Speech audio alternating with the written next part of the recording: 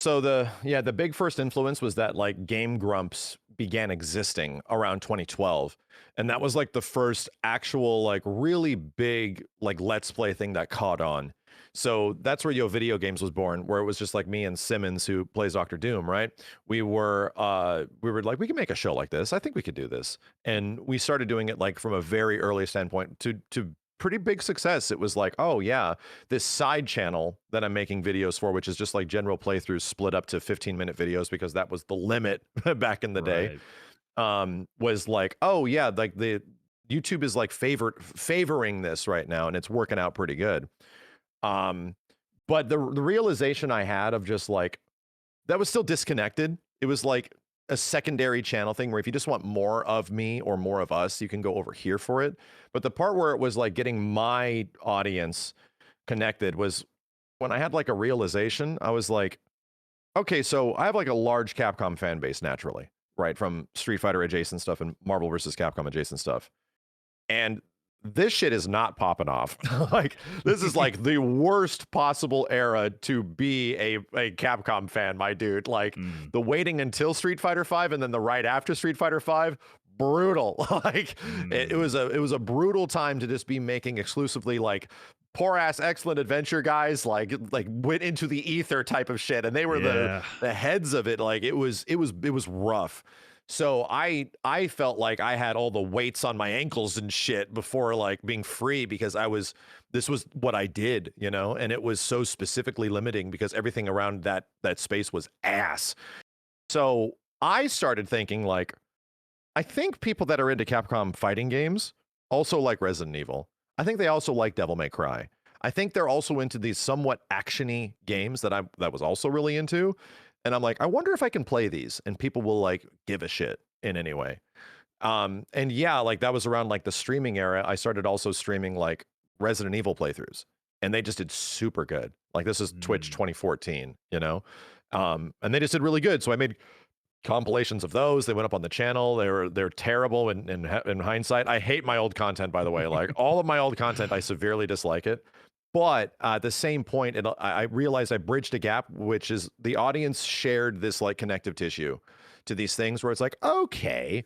So then I just started applying that to other stuff and like leaning in this direction, trying this, trying that. Is it interesting to watch somebody that has no clue about this really popular thing try it for the first time? I'm like, yeah, I like watching that.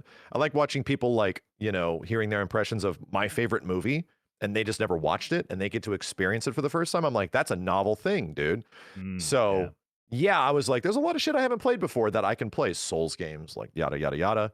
And there was the conditioning of the audience because like the entire goal, I mean, there was a hidden agenda the entire time was that I'm going to make you a fighting game player. Right. And that's kind of what happened, where it's like even through Final Fantasy and whatnot, I've introduced a lot of people to like the FGC and what fighting games are by just getting them to listen to this too. You know, check out this as well. Right. Yeah, that's interesting. It's interesting how you have that pool now, like completely outside the FGC. So many people now know what a fighting game is because you played Final Fantasy or you played Yeah. whatever the latest Call of Duty, whatever game you played outside the sphere that pulled someone into your audience, and then you always bring it back to fighting games. Yeah. Sometimes I wonder, like, why? You know what I mean? Like, you could do so much content outside the fighting game space that Yeah.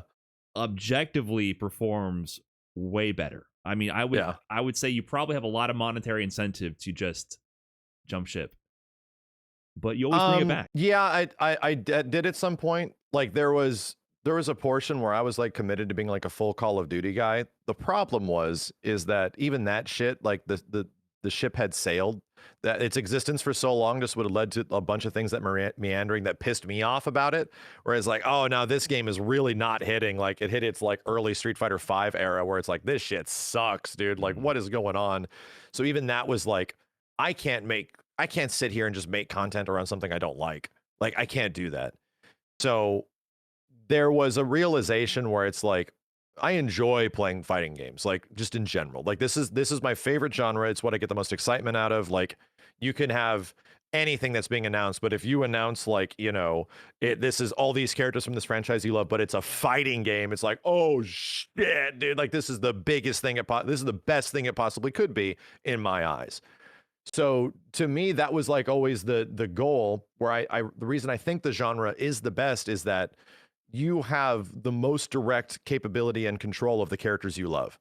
Like you're not limited and bound by the game. You're not limited and bound by the beginning and middle and end of a game. You can speed run it and stuff like that. But in a fighting game, your expertise with like a character that you love will go forever.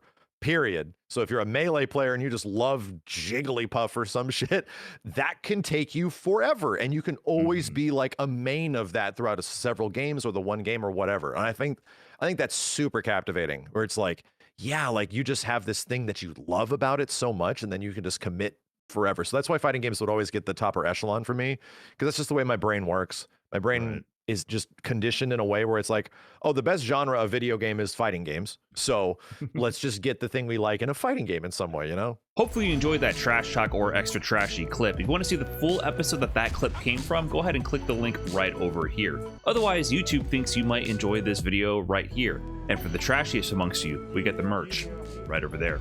Yeah, that's right.